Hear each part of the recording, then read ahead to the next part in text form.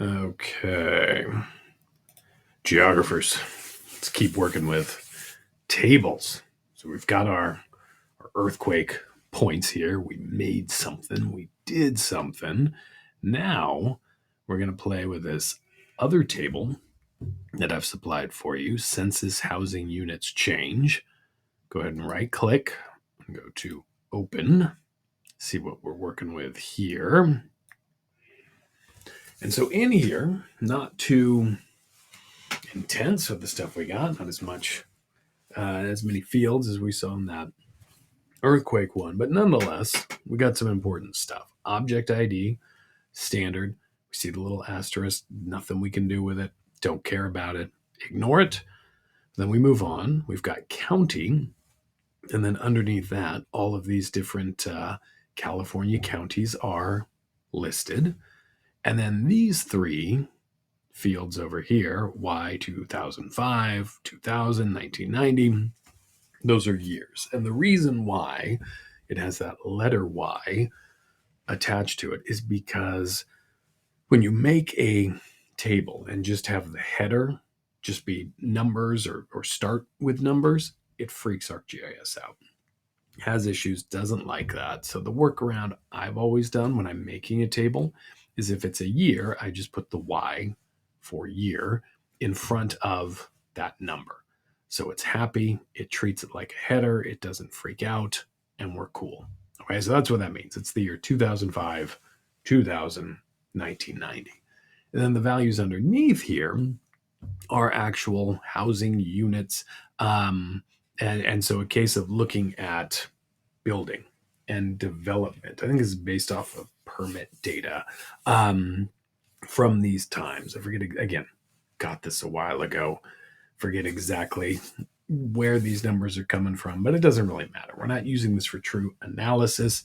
We're just using it to play around and see what we can do with tabular data in an ArcGIS environment. Okay, but the idea being we have 3 years here. We've got the counties. This is good stuff. And what we're going to do is we're going to do some stuff with this data and actually bring it into the map environment. Now we can't, make points from this. We don't have latitude and longitude or any other XY coordinate data to make little points on here, but we have county names. And as you can see, we've got county features up here, right? So what we'll be getting into eventually is this concept called joining, where based on the county name, we're going to basically stitch these important data values over here onto the actual feature class. So it's a different way, but equally useful and powerful way of taking tabular data and bringing it into the map. All right, but first, before we do that, let's do some stuff with these numbers. We've got just the raw numbers, the raw idea of how many units we have and all that. But what we can see in just glancing at this is it appears to be uniform, or not uniform, but everything is growing. Every county is growing, right? But what's the rate of growth? What's the percent of change that we're dealing with? Are some counties, growing more than others? Is it all uniform? Like, what's the overall trend between some of these years in terms of what's happening? All right, so that's what we're going to do. And we're going to actually calculate that. We're going to have the computer do the hard work, but we're going to set the stage for that calculation. So what we're going to do is up here, we have these different things we can do. This very first one is add field. So you've got the table and there's a little plus right here. We're going to left click on that. And that opens up this new little tab window.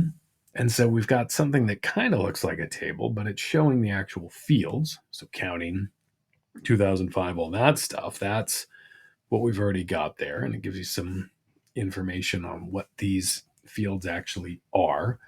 The idea that it's like double right here refers to a number text. Obviously, that's text. So, if we go back And we can go back right here. We can see, yeah, that's a text field because it's a name. These are numbers, and numbers that can be treated like numbers, like we can do math with these numbers, whereas you can't do that with a text field. And these are all things that you get into in future classes and learning about data, what data's all about.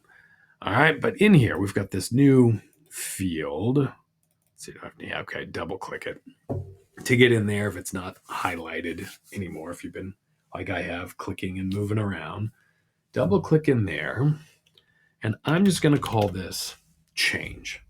Okay, I'm not going to get creative.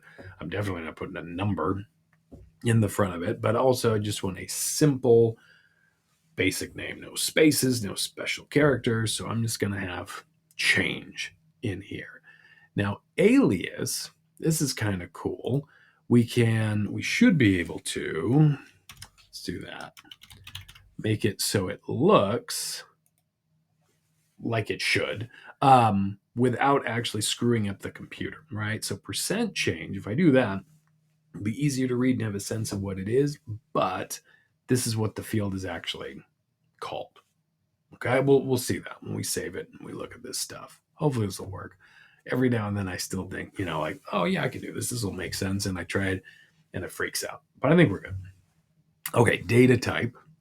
This we're going to make a double, just like these other ones, which really what that is it allows you to have decimal places and all that in your number. Again, the nuance of this stuff you deal with later on. So we'll just change that to double, and then that should be good right there. That'll be good for what we're doing. The next move is to come up here. Hopefully this has showed up at the top already, but if not, look for this Fields tab and hit Save to say, yeah, I want this field. I want to keep this field. And now when I come back here, yeah, it does. Oh, look at that. It worked. Percent change. So I can look at that as a human, know what it is. But really, you can see that in the parentheses, it's just change. So if I were to kind of look under the hood, look at the raw table there, it would just say change. But that's what the alias is. It's what I'm looking at. Okay? And then underneath that, we have these null values, which means no data. There's nothing in here. Okay. And it's not zero because zero would actually be data. But it's just, we don't have anything yet. It's just empty at this point. Okay. And so what we're going to do is we're going to do a little calculation and we're going to actually calculate the percent change. We'll just do from the year 2000 to 2005 because our earthquake data, I don't think I pointed this out, but if you look at it, it's from like 2000 to 2010 or something like that. So it's around the same relative area. Let's get, two similar time periods for our different data sets. So we want to calculate the percent of change from 2000 to 2005. Now, for some of you, maybe you're like, I remember this from whatever, some math class you took or some class you took. I remember the formula for that, how to do that. For others, you might be going like, I don't know. I think you divide something, or I vaguely remember. It's fine. Okay. Never hesitate to Google, which is exactly what I did beforehand here. Let me pull this over. I just Googled percent change formula. Hit enter, see what pops up. And I got a few things. This one, luckily, yeah, this one does not have the AI. Oh man, these AI results, you seeing that? It's as of this video seems to be kind of a new thing. Everybody's doing the AI stuff, but it's awful. It's just copying and pasting, and it doesn't always work. Yeah, old man shaking his fist. But this one just brings you to a link. Then it highlights for you, hey, here's something. We also have this formula over here. So however you want to read it. And this is talking about prices, but it's going to work for what we're doing, right? So to get that change, just the change itself, X2 over here, final value, that'd be 2005 for us. Initial value, is X1. That would be the year 2000. So we need to subtract 2005, or actually 2000 from 2005, and then divide that by 2000. That's going to give us the change. If we want to turn it into a percent, we do this, but we also multiply our result by 100. Right? That's what we're doing. And if you Google and you see this, and you're like, I still don't get what's going on, find some videos, right? Find some people explaining this stuff. And look, I do this all the time. There's stuff I don't remember how to do, or I've never done, or whatever. And then so I Google, I find videos, and the videos, they're like explaining it for sixth graders who are doing this stuff. And it can be kind of humiliating, but just do this in shame in your own home or your office or whatever. Nobody needs to know you're watching the little middle school videos, right? But this is, we all do this. Don't hesitate to Google this stuff. So I'm going to move this out of the way, but that's going to be our guide for what we're doing here. So go ahead in your new percent change thing, right click on it, and we've got some more options of things we can do. You can quickly glance at it, but for now, select calculate field. And this pulls up. Let me bring this over. This window here, let me adjust a few things on my screen. So this pulls up this calculate field window, which is going to allow us to do some stuff. And I already have it typed in here, but let me go through because I was playing with this earlier. But it's the idea that when you first open it, it looks like this. Okay. So it'll be blank right here. So change equals, it's referring to this thing. What's the value going to be in here? We're going to put in this math. And so it's going to be, if you remember our thing, we have X2 is our final value. So that's this Y 2005. I'm going to double click it here. It throws it in. And it gives these exclamation points. We're using the Python language to write this thing out. You have some options of different scripting languages you can use. We're going to just stick with Python, this one that's defaulted to here. And the nice thing is if I double click here, it's going to format it for me. I don't need to remember that I need to have this quasi Espanol looking thing with the two exclamation points. It just formats it and I don't have to worry, right? So I have, that's my X2 minus, I've got my little operators here. So minus, I just left click that once, and then the year 2000. And so I'm going to double click that. Gets a little confusing with this where you have to double click things here, single click here. You start to get the routine. So we want that then divided by, right, this one again, our X1. Okay, so that's the general idea. The problem, though, is that if I do it this way, it's remember order of operations and all that kind of stuff. I'm not going to get the answer I want if I do this. I'm going to divide, this and this first, and then subtract that from this. It's not what I want. So I need to put in some parentheses, and I'm just going to type these in. So I'll do that, right? To tell it, hey, do this first and then do the division thing. Okay. The other issue though is that, okay, this is all well and good, but I need to multiply it by 100. And so if I do this, I've got a little asterisk symbol for multiplication. And in here I can type 100. But again, the problem is when is it going to do these different operations? So let's put the parentheses in here again. So we'll have double parentheses at the front, and then one after this year 2000, and then one after this year 2000. That should work. Okay, so hopefully that's the goal. It's always a case of like, you think you know what you're doing, but you have one extra space or you leave something out, and it's an issue. So we're gonna look at this, hope it works. We can go ahead and hit apply, see if it gives us something before we actually get out of it. It's kind of the coward's way to do it. If we were really feeling bold, we could just hit OK, but I'm happy with that. And I didn't get errors. It didn't say null, or I didn't get something that looks weird.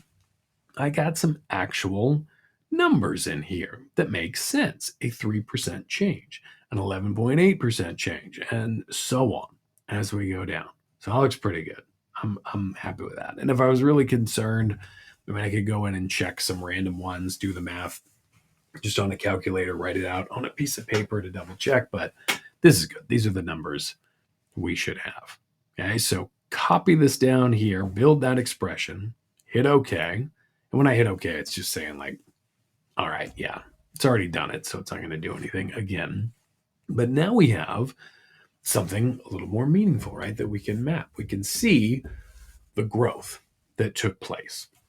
That's the goal here. That's what we want to accomplish. So, okay, we're going to leave this here for now. Real quick, stare at this county field here and just look at the names that we have. In here, see how they're formatted and so on. And I say just look at it because we're going to use this in a second. So let me close this and this to get in here. So we did that. Now let's look at our feature classes. So we've got like your Sacramento County, and you can see name right here, just Sacramento. It doesn't say Sacramento County or Sacramento space CO or anything like that. It's the same. It's the exact same label and name as in our housing units change table. All right. And that's a key thing with what we're going to do with this joining is all of these names have to be the same. Okay. Capital letter, just the name, no abbreviations, that kind of stuff. If we had some different spellings, let's go back for Fresno County here. If this was, Fresno space county in here, but just Fresno with no county in this housing units change, the computer doesn't know they're the same. Okay. It can't, think in this way. And that's the whole thing with AI. We're trying to get our computers to think, what could possibly go wrong. I've seen the Terminator movies. It's terrifying, right? Actually, I think what's more terrifying is just how bad it is. Yet we're like running at it full steam ahead. Let's make it a little better. I'd rather have Terminator robots than some of these results I'm getting, but whatever. As of this moment, ArcGIS can't think. It doesn't have some AI thing doing what you want it to do and knowing what you mean by stuff. It can't go, Fresno and Fresno County, that's the same thing. Can't do it. It has to be identical, which in this case, it absolutely is. And I made sure when I supplied the data that it's the same. In future classes, you'll get things where you have to go in and change it and work with it. But that's the key thing. These two labels we're going to be using for joining have to be identical. All right, so let's close that. So to join a table to a feature class, we right click right here on our feature class itself, this detail county, and we look at all our different options here. This one's pretty obvious. We want to do a join. We go to joins and relates. And a join is an explicit, combination of the data, and you see these things joined together. A relate is where they're connected, but you have to do a little more clicking. It's not a clearly obvious thing. And a spatial join, it's a different operation, not something we're going to do today. We just want a normal join. Okay, and we're going to click add join. In here, let me move this back over. We get this window that pops up. Our input table is our detail county. That's what we want. So we right clicked on it. But again, if we realize we made a mistake, we could come in and change things and all that, but we're going to stick with that. Input field, we want name. And it's a case where, if we just brought in data and we didn't know what we were doing, your first move is to look at these attribute tables, see which fields you could use for that join. but I'll walk you through in here. So input field name. Now what? Whoa. It gives us this little warning thing. Okay. And it's telling you, hey, this join field name, just so you know, it's not indexed. All right. You sure you want to move? I mean, your performance is going to be terrible. It's going to be fine. Don't worry about it. We could ignore that. If there's like some angry red thing and it says like, look, this ain't going to work, that's a problem. With this one, we're cool. Not a big deal for what we're doing. Okay, join table, it selected this census housing units change. Cool. That's the one we want. And then join field, it puts in county. Because it's like, look, this is a text field in here. This is a text field. Seems like it works. Now, in this case, it does work. These are the two we want to use. But if it wasn't going to work, I would open this up and I would tell it which one I would want to use, right? But again, we got lucky here. Name and counting. This keep all input records, index join, just leave that all as it is. This validate join, don't worry about it. Hey, I validate you. You're good. We're just going to hit OK. And it's going to run through. And what I've always loved about the join thing is it goes through and it joins the stuff and some stuff kind of flashes and then nothing. You don't see anything different or new or special. So it can be kind of confusing. Like, did anything work? But let's look. Let's click on Fresno County again. And so all this looks the same. But if it did work, if we scroll down, and you can see we've got more of this census data like we worked on with that population map. But if we keep going down to the bottom, we get past that census stuff. Oh, baby, you worked. This is our join table, right? This is the entirety of the census housing units change table, but it's stitched onto, it's joined to the actual feature class. So the Fresno County data are attached to Fresno County over here on the map. So we have this year 2005, all that stuff, and our percent change. It had an 8% growth in terms of population from 2000 to 2005. And it's not even really population, it's building stuff, but you get what I'm saying. All right. So our join worked. If it didn't work, you'd come here to the bottom and you'd have like these fields and it would all say null, like we've seen before. And that's the way of saying, like, look, I tried joining, but this did not work. It did not make sense. I don't know what to tell you. And what that typically means is that the field you're joining with, we used county, it worked. But typically, if you see null, it means you're using the wrong field. This isn't working. There's an issue here. So once you've done that join, the easiest thing to do is just click on one of these features in question, scroll all the way to the end, and if you see values, it worked. Okay, that join worked. So I'm going to hit save. Okay, and I can right click, open this attribute table, go from there. But what I actually want to do, look at this. This is perfect. It's up here right now. I want to change my symbology with my county stuff. I want to show this percent change using color, right? Kind of similar to what we did for that population map. So I don't want this single thing here. I want to change this. And if this didn't open up right away for you, or if it's not there, you can left click on this little swatch thing, click to modify symbol. It'll bring you to this, hit this back arrow, and it takes you right here. Okay, so primary symbology, single symbol, no thank you. I want to do graduated colors. And again, like we did for population, it was a case. In fact, look, it's saying like, you want to do population? You like population math? No, I don't want to do that at all. But it's that same idea, right? Darker means more. We're using color to show differences in values here.